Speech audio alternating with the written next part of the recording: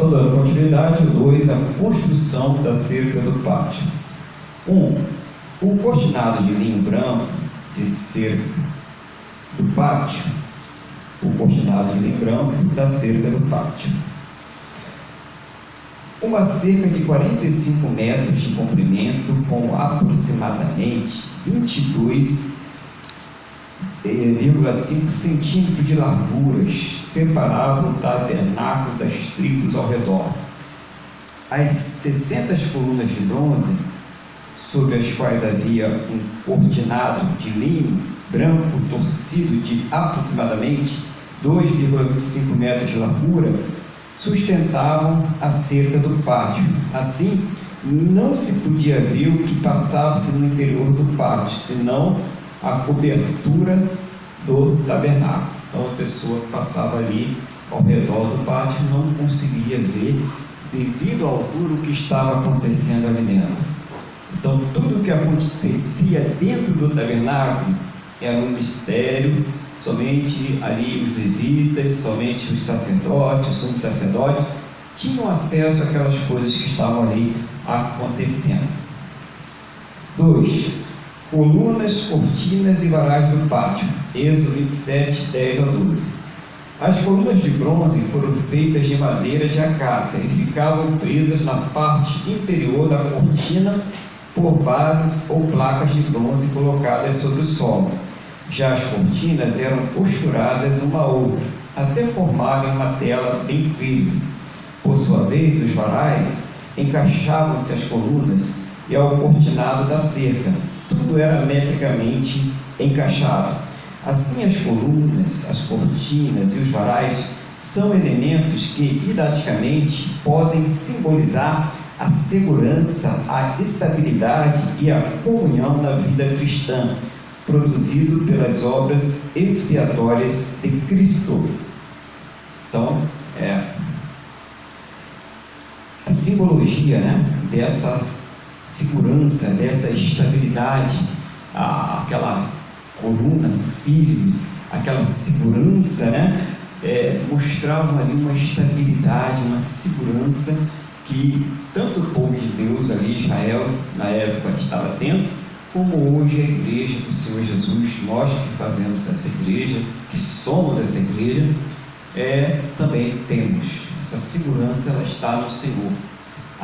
O Senhor é o nosso refúgio, Ele é a nossa fortaleza. O Senhor é o nosso socorro bem presente na hora da angústia. Você tem passado pela hora da angústia? Reflita sobre isso. Você tem passado pela hora da angústia, pela luta, pela dor? Então saiba que o Senhor é a tua segurança. Amém? Ora, em Cristo toda a justiça de Deus foi satisfeita na obra expiatória. Por isso temos a segurança da salvação. Estamos seguros em Cristo. Depois, a partir dessa obra, temos acesso às promessas de Deus, as quais nos dão estabilidade na vida cristã. Romanos 14:4, Colossenses 3:3. Por fim, a explanação de nosso Senhor não apenas salvou-nos, mas abriu-nos a porta da comunhão cristã. 1 Coríntios 12:12, 13, e Efésios 2:12-16. Quer dizer, essa expiação do nosso Senhor, ela não só nos salvou, mas nos trouxe uma comunhão, abriu a porta para que nós tivéssemos uma comunhão com Deus, com o Senhor Jesus. Amém? Então, uma salvação, mas também uma ligação que cada salvo passa a ter com o seu Deus, o único e verdadeiro Deus, através do Filho de Deus, o Senhor Jesus. Portanto, a semelhança das colunas, cortina e varais do tabernáculo, a obra expiatória de Cristo nos traz segurança, estabilidade e comunhão na vida cristã. Você tem tido segurança, estabilidade e comunhão na vida cristã? Você precisa deles. Você recebeu o Espírito Santo. Você vai receber o Espírito Santo. Você precisa reconciliar com Deus. Você precisa se restaurar com Deus. Mas todo crente tem que sentir essa estabilidade e essa segurança. A estabilidade. Aquela pessoa que vive aí com medo, né? A pessoa do mundo, ela fica preocupada.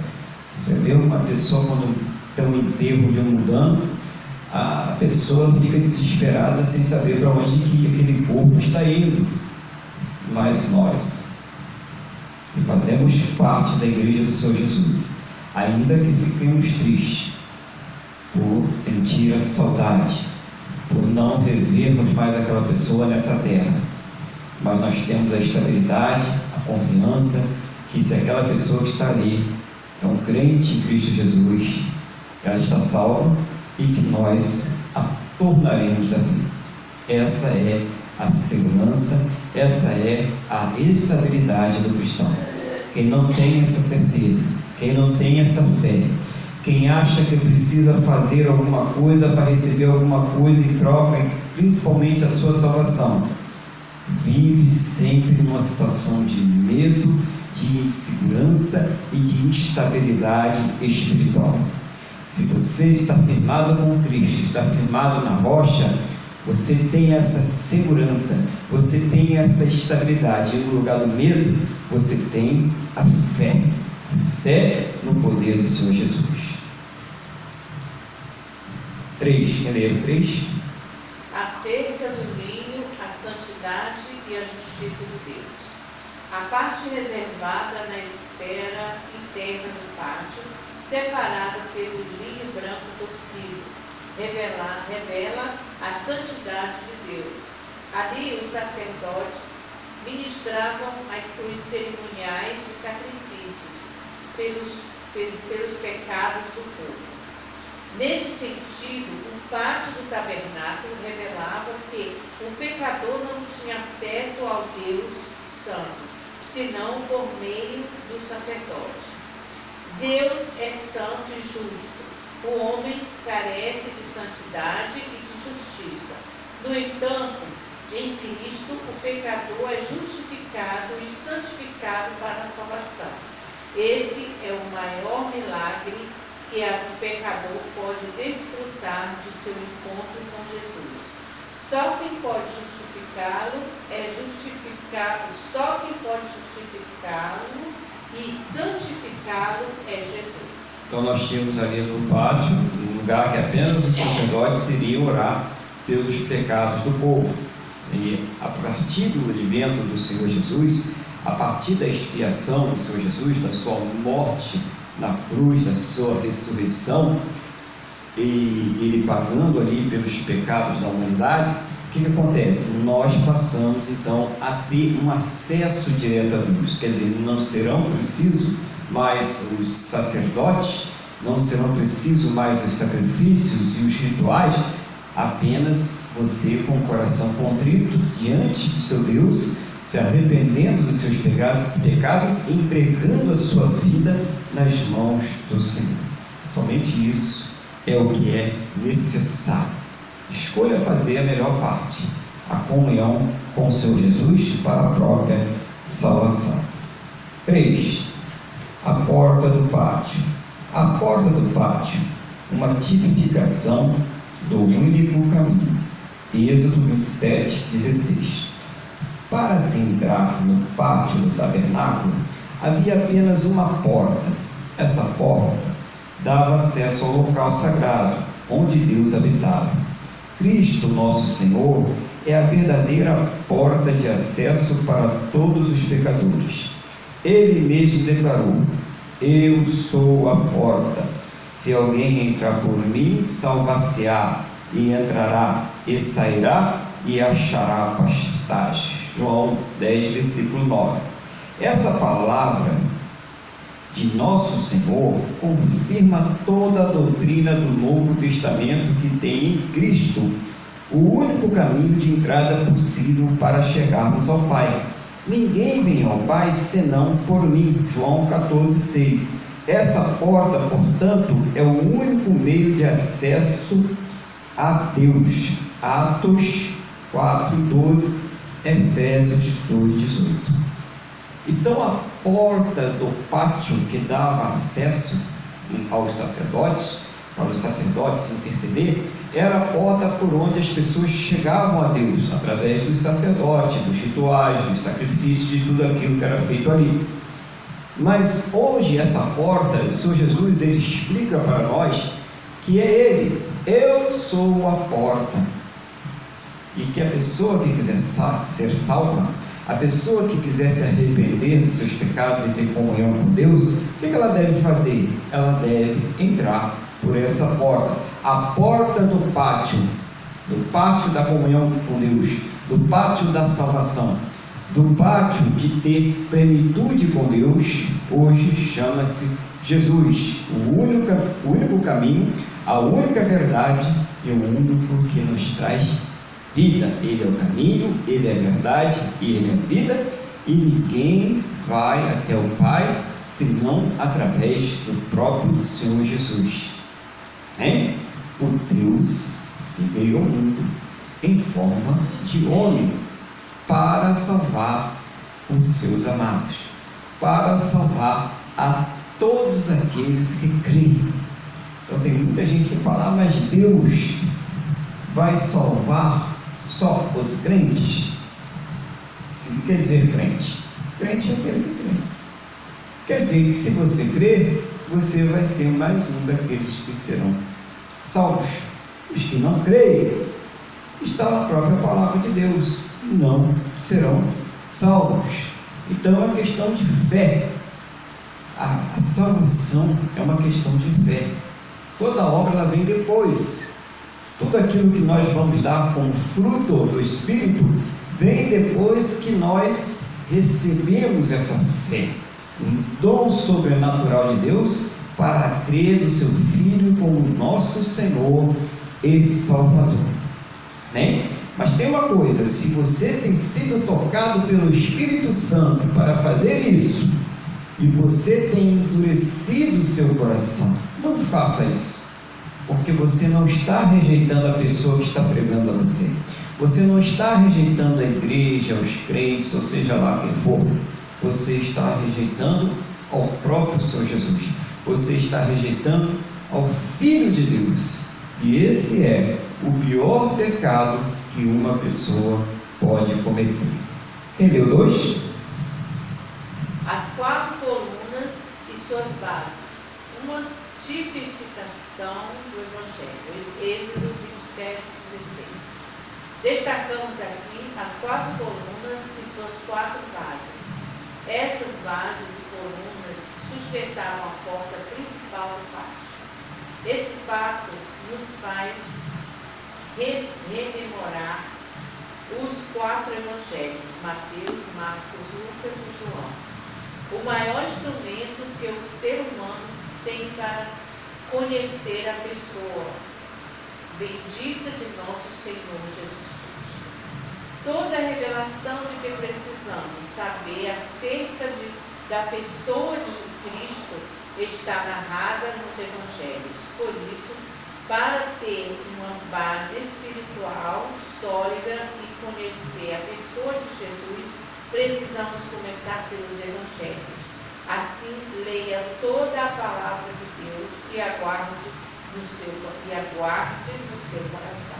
Então aqui mostra que as colunas, as 4 colunas, elas vêm tipificar as 4 colunas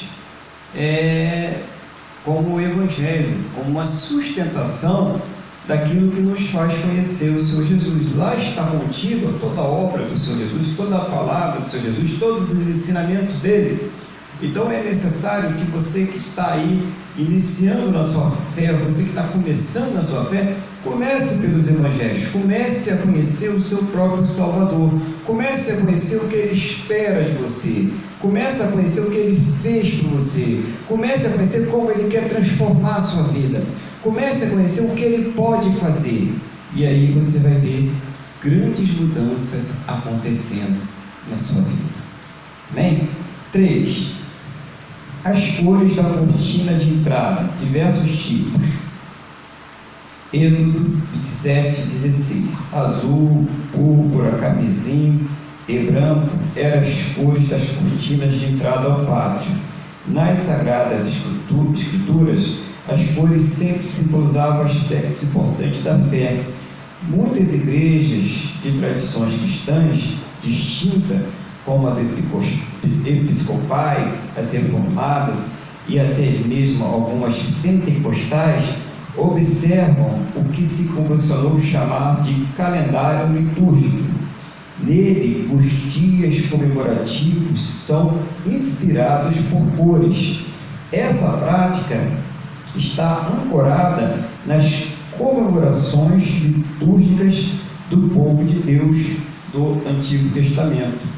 Nesse aspecto, podemos destacar, por exemplo, que o azul lembra o céu, a púrpura lembra a ideia de realeza, o carmesim lembra a ideia de humilhação, o sofrimento, o branco lembra da ideia de justiça e perfeição, Romanos 5,18.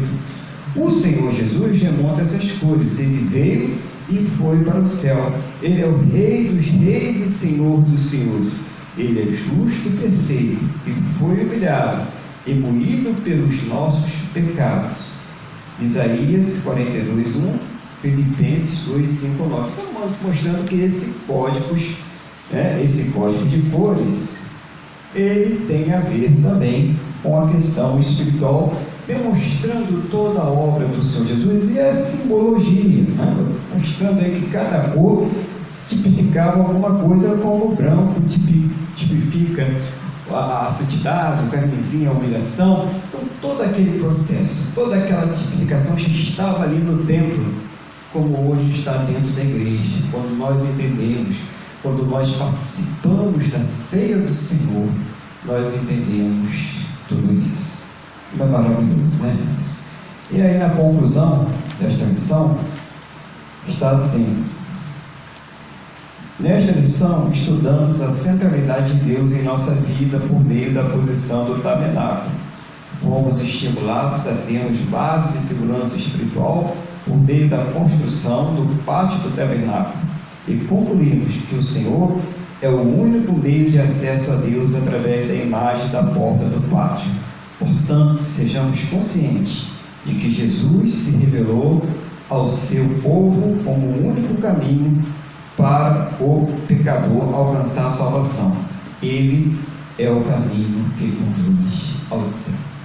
Glórias ao Senhor Jesus. É maravilhoso a gente conhecer as coisas de Deus, esse tabernáculo maravilhoso que está sendo feito agora aqui na igreja. Cada um de nós passa a ser um tabernáculo do Senhor, aonde Deus habita plenamente através do seu Espírito Santo. Amém? Que Deus te abençoe, que o Senhor te guarde e te livre. O Senhor conceda a todos uma semana muito abençoada na tua presença, e que eles possam entender a simbologia, Pai, do pátio, e que hoje eles não precisam mais daqueles rituais, daqueles sacrifícios, nem do sacerdote, para ter acesso a Ti. Que o Senhor esteja abençoando suas vidas, suas casas, suas famílias, e tudo que está ligado a eles, em nome do Senhor Jesus. Amém? Tenha uma ótima semana, que Deus te abençoe, e a paz do Senhor Jesus.